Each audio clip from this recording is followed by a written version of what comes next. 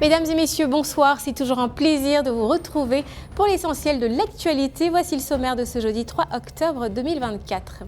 Le gouvernement décide d'assainir les cités universitaires en expulsant les occupants illégaux. On fait le point de la situation dans cette édition.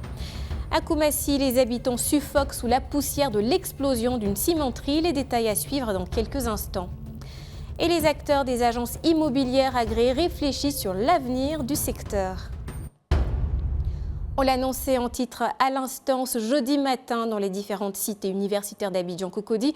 L'ambiance est morose et pour cause, le ministère de l'Enseignement supérieur a demandé aux étudiants qui occupent les chambres de façon illégale de déménager aujourd'hui. Certains d'entre eux ont commencé à quitter les lieux tandis que d'autres ne savent pas où aller. Pour leur permettre d'emporter tous leurs effets personnels, un délai de 2 jours supplémentaires leur a été accordé. Francis Kofi, JJK.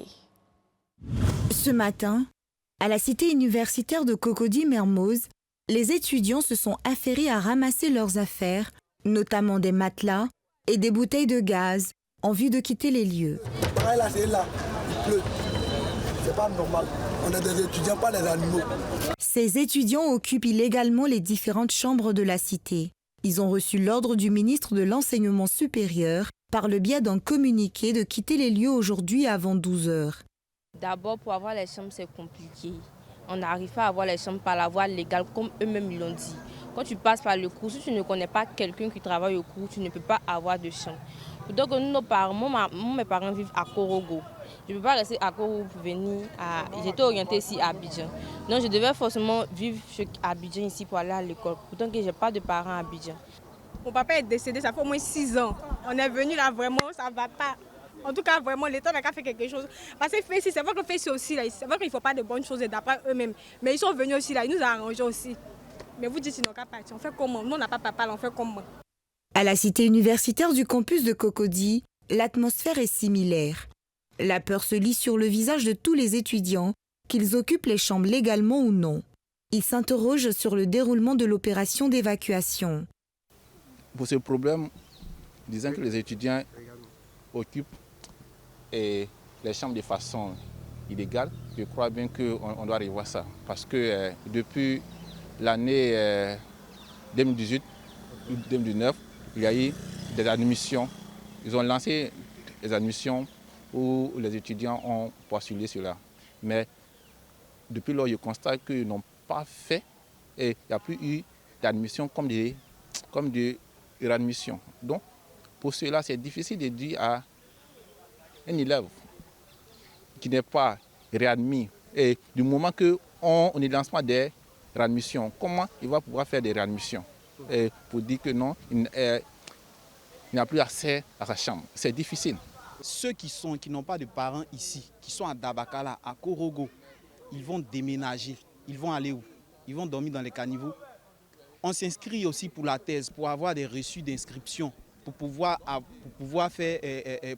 payer les trucs universitaires. On ne nous prend pas. L'école doctorale actuellement, on prend une seule personne. Il devait vraiment prévenir au préalable les étudiants pour qu'ils prennent les dispositions. Parce que nous sommes étudiants, c'est parce que c'est difficile que nous venons là. On n'a pas les moyens actuellement pour aller louer une maison. On n'a pas vraiment les parents à côté pour aller se loger facilement. Pour leur permettre d'emporter tous leurs effets personnels, un délai de 2 jours supplémentaires leur a été accordé. Le délai est donc fixé au samedi 5 octobre à 6 heures. Toutefois, il convient de noter que cette situation survient après la crise au sein de la FESI qui a entraîné la mort d'Agui Mars Obindé Agoué, surnommé Général Sorcier. De plus, le secrétaire général de la Fédération estudiantine et scolaire de Côte d'Ivoire FESI, Camboussier, ainsi que certains de ses compagnons ont été interpellés par la direction de la police criminelle, brigade de recherche et d'intervention Nord. Depuis la fin de l'année 2021, la quiétude a quitté Koumassi 05. L'air est devenu irrespirable pour les habitants quant à la poussière. Elle s'introduit partout et ce, depuis l'installation d'une cimenterie dans le périmètre. Les riverains exposés à toutes ces nuisances ont saisi les autorités municipales sans véritable gain de cause. Tchelina Le Bonsoro est allé s'enquérir de la situation. Son constat dans ce reportage commenté par Félicien Biaou. Le bruit sourd et incessant fait désormais partie intégrante du quotidien des habitants de Koumassi 05. Depuis 5 ans, ce quartier autrefois agréable à vivre n'est plus qu'un souvenir lointain. La poussière de ciment s'infiltre partout, touchant même la nature environnante. Makurani Correa vit ici depuis 2008. Elle ne supporte plus ce voisinage bruyant. Le mur qui sépare son domicile de l'usine ne parvient pas à protéger son espace de vie, régulièrement perturbé par les activités de l'entreprise. Éprouvée par cette situation, elle a contacté les services de la mairie, mais hélas. On se lève un matin, tout est blanc ici, c'est le ciment, le béton. Et on les appelle, ils viennent, ils regardent et puis ils s'en vont. Le monsieur, oui. On appelle leur patron, tout et tout, non, rien. Ils n'en ont rien à faire. J'ai parlé avec les responsables qui m'ont dit qu'ils n'ont jamais donné l'autorisation de faire une usine. Donc, je suppose que quand même pour la mairie qui doit quand même connaître tout le quartier, je n'arrive pas à comprendre comment on me dit qu'ici, il n'y a pas d'usine. Alors que nous, on vit ça ici, on envoyait les photos, tout et tout. Donc, moi, je ne sais pas, vraiment. Je ne sais plus quoi dire. Les résidents sont non seulement constamment exposés au bruit des moteurs, mais ils doivent également apprendre à vivre avec cette poussière, souvent au détriment de leur santé car elle présente des risques sérieux pour les voies respiratoires. Dans cette cour, une explosion survenue dans l'usine au matin du mercredi 2 octobre a ravivé la peur et la colère des habitants. Et l'explosion, c'est trouvé que la poussière de ciment s'est envolée partout dans le quartier. Et ceux qui habitent là, il y a déjà une femme qui est décédée ici à la suite de cette même chose, la poussière de ciment. Et depuis, nous menons des actions, ça fait un peu longtemps, mais bon, rien ne se passe jusqu'à ce que ce matin, on trouve cette situation se présente. Confrontés à des nuisances sonores et à un air pollué, les résidents doivent désormais vivre dans des conditions inconfortables tout en faisant face aux maladies qui en résultent. Ils expriment donc leur ras-le-bol. Nous fatiguons pas dormir. On est là, ça fait beaucoup chaque matin, beaucoup. Tu peux rien faire. Il y a eu 2 femmes qui sont venues ici. 2 femmes qui sont venues, sont tombées quoi. Ciment est là partout. Moi, les gens, la maison était remplie de ciment, tout. Elle veut nous tuer. C'est pas logique. Nous sommes fatigués, c'est pas logique. Ce que nous on veut là, on doit quitter ici. On ne peut pas respirer. On prend des médicaments pour finir la grippe, mais ça ne finit pas. Mes bagages sont fatigués, sont remplis de poussière. Poussière, les chaînes sont rouillées, poussière. Et on parle, ils disent non, on n'a qu'à calculer, ils vont nous rembourser ce qu'ils doivent. Mais à chaque fois, ils vont nous rembourser comme ça. Est-ce que c'est bien? Interrogés sur les circonstances de l'explosion, les responsables de l'usine de cimenterie ont choisi de ne pas s'exprimer devant notre micro, bien que nous ayons tout de même réussi à les enregistrer. Selon eux, l'explosion n'est qu'un accident de travail qui se produit rarement. Néanmoins, ils envisagent de dédommager leurs voisins immédiats pour les dommages causés par l'incident. On a recensé 12 maisons qui ont été impactées, pas vraiment impactées, mais bon, avec le jet de la poussière. Contactés, les services de la mairie de Koumassi ont déclaré n'avoir jamais été informés de situations qui prévaut actuellement à Koumassi 05. De plus, toujours selon eux, ils ne sont pas informés de l'existence d'une quelconque usine de ciment dans cette partie de la commune. Qui des responsables de la commune ou des riverains dit vrai? Affaire à suivre. Aujourd'hui marque une double célébration, les 60 ans de la Chambre du droit des affaires et de l'immobilier, ainsi que la journée des agences immobilières agréées. Revenons ensemble sur ces événements marquants qui soulignent l'importance croissante du secteur immobilier dans l'économie de la Côte d'Ivoire. Mohamed Sen, Félicien Diaou. Depuis sa création en 1964, la Chambre du droit des affaires et de l'immobilier, CDAIM, a joué un rôle essentiel dans le développement et la régulation du secteur immobilier.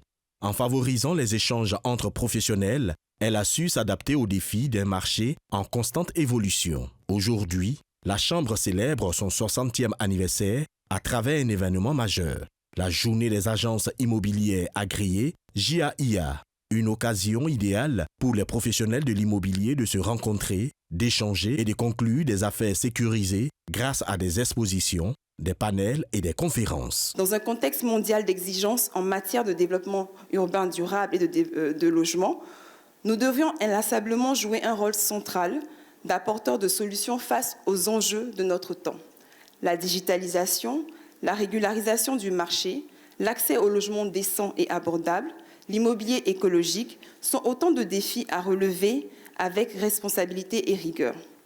La Chambre se met donc à la disposition du ministère de la Construction, du Logement et de l'Urbanisme, de l'ONU et de toute institution engagée et des populations afin d'apporter notre modeste contribution. Honoré par la présence de son ministre de tutelle, Bruno Nabagné-Koné, ministre de la Construction, du Logement et de l'Urbanisme, ainsi que de partenaires et sponsors, cet espace d'échange avec les acteurs clés du secteur vise à établir des partenariats prestigieux et fructueux. Il fournira également les outils nécessaires pour renforcer le professionnalisme dans le domaine immobilier afin de relever les défis du secteur. En présence de 300 agences immobilières, Bruno Nabagné-Koné a salué les efforts déployés par la Chambre du droit des affaires et de l'immobilier pour soutenir la mission du gouvernement en matière de logement et d'urbanisation, tout en rappelant certaines réformes relatives au logement en Côte d'Ivoire.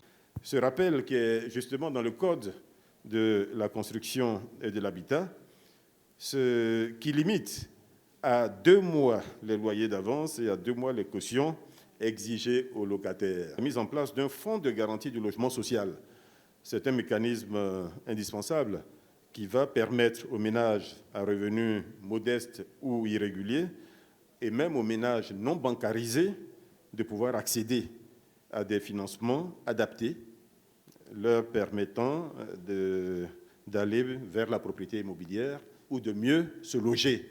La journée des agences immobilières agréées a également permis de rendre hommage aux premiers dirigeants de la Chambre du droit des affaires et de l'immobilier, ainsi qu'aux agences qui se sont distinguées par leur service client exceptionnel. Ces célébrations soulignent l'importance du secteur immobilier, non seulement pour l'économie, mais aussi pour la société dans son ensemble. La Chambre du droit des affaires et de l'immobilier continue sans aucun doute à jouer un rôle prépondérant dans les décennies à venir.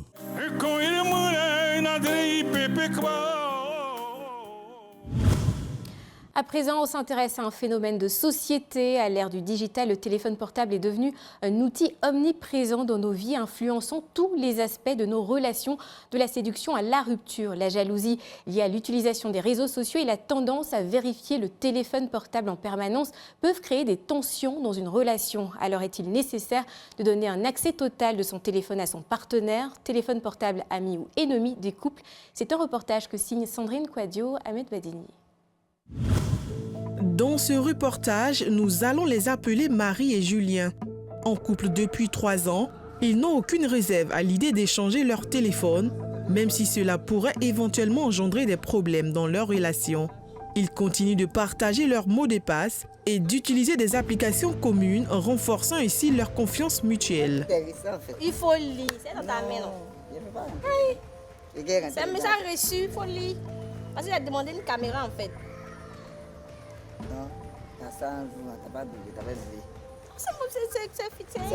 C'est FDP. Le smartphone a changé notre manière de vivre nos relations pour le meilleur et parfois pour le pire. Le portable ennemi du couple, 61% des jeunes considèrent ainsi que le téléphone prend trop de place dans leur vie de couple, d'après un sondage de l'Ipsos. Et parce que le portable est omniprésent, le partage des mots de passe et des accès à des appareils personnels entre partenaires est considéré par ces couples comme un signe de confiance. Tout dépend. Mais en ce qui me concerne, mon épouse a droit à mon téléphone. Voilà. Puisque je n'ai rien à me reprocher, je n'ai rien à lui cacher. Si on est parti sur la base d'être dans une relation sérieuse, il est normal qu'on puisse jouer dans le téléphone. C'est vrai que d'autres diront que le téléphone, ce n'est pas normal, chacun doit avoir son téléphone. Mais pour être plus prudent, dans ce monde où nous sommes présentement, il est normal de fouiller dans son téléphone. Cette transparence peut rapidement se transformer en contrôle pour d'autres qui y voient une éventuelle source de problèmes relationnels. La frontière entre la confiance et la surveillance étant souvent très floue. C'est même pas normal qu'elle fouille dans mon téléphone. Tu as dit c'est le mien, elle a le tien. Donc c'est pas normal qu'elle fouille dans mon téléphone. L'accès au téléphone, oui, c'est pas mauvais. Si mon conjoint me laisse fouiller son téléphone, moi aussi je ferai pareil, ce qui est normal. Mais s'il cache son téléphone, moi aussi je vais cacher mon téléphone. Ça m'a déjà tenté de fouiller. Mais ce que j'ai vu là, il ne va plus jamais fouiller pour quelqu'un encore. Le téléphone a envahi nos vies et est devenu pour certains une extension de notre corps. Smartphones et tablettes nous suivent partout, même dans notre lit. De là à perdre en interaction humaine, il n'y a qu'un pas. Mais que disent les experts en relation à ce sujet? Pour en savoir plus, nous avons rencontré le coach Yoman. Le couple, c'est aussi un lieu de bonne éducation. C'est aussi un lieu de respect mutuel. Et ce n'est pas parce qu'on est en couple qu'on doit tout se permettre. Il y a aussi une certaine façon de respecter l'autre, de respecter aussi ce qui lui appartient en traitant le partenaire avec beaucoup de bienveillance, avec beaucoup de respect. Donc j'ai besoin du téléphone de mon partenaire, je le lui demande. S'il ne veut pas me donner son téléphone, il me dira les raisons pour lesquelles il ne veut pas me donner son téléphone. À ce moment-là, je sais pourquoi il ne veut pas me donner le téléphone. Si, par exemple, c'est une règle, comme je l'ai défini tout à l'heure dans notre couple, on suit cette règle et ça ne devrait pas poser de problème. Mais on ne peut pas établir une règle qui n'arrange qu'une seule personne. Chaque couple doit tracer son propre chemin en équilibrant transparence et respect de l'intimité pour bâtir une relation saine et durable. Après tout, est-ce le portable qui est à notre service ou nous qui sommes au service de notre portable? Faites vibrer les cœurs, pas les mobiles. À l'international, la guerre russo-ukrainienne se poursuit tandis qu'au Canada, des décisions majeures ont été adoptées. Au Canada, le Québec ne recrutera plus de personnel infirmier provenant d'une grande partie de l'Afrique afin de ne pas créer de pénurie pour les populations de plusieurs pays. Les détails avec Karel Dablé. Le Québec a décidé de suspendre temporairement le recrutement d'infirmières en provenance de plusieurs pays africains. Cette décision, communiquée par les autorités québécoises, est motivée par des difficultés d'intégration et des problèmes d'obtention d'équivalence professionnelle pour ces travailleuses. La suspension concerne principalement des pays tels que le Cameroun, le Sénégal et la Côte d'Ivoire, qui étaient des sources significatives de main-d'œuvre pour le système de santé québécois. Cette mesure suscite de vives réactions, notamment en raison des besoins urgents en personnel infirmier au Québec. Cependant, selon Radio-Canada, la province continuera ses efforts de recrutement dans des régions comme les pays du Golfe et la Tunisie, où la situation est considérée comme moins problématique.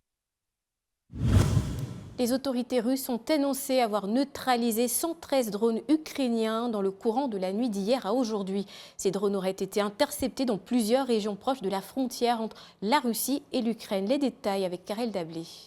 La Russie a déclaré avoir intercepté et abattu 113 drones ukrainiens au cours de la nuit de mercredi à jeudi dans plusieurs zones frontalières de l'Ukraine, ce qui a entraîné la mort de 4 personnes et fait une vingtaine de blessés. Selon le ministère russe de la Défense, les forces de défense antiaérienne ont abattu 73 drones dans la région de Belgorod, 25 dans l'oblast de Voronej, 14 dans celui de Kursk et 1 dans la région de Briansk.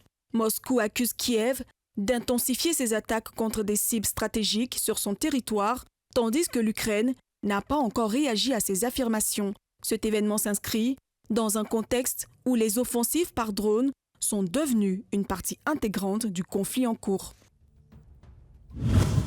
Ainsi va le monde, on espère de meilleures nouvelles pour demain. Retrouvez la suite du Grand Talk dans un instant. Bonsoir.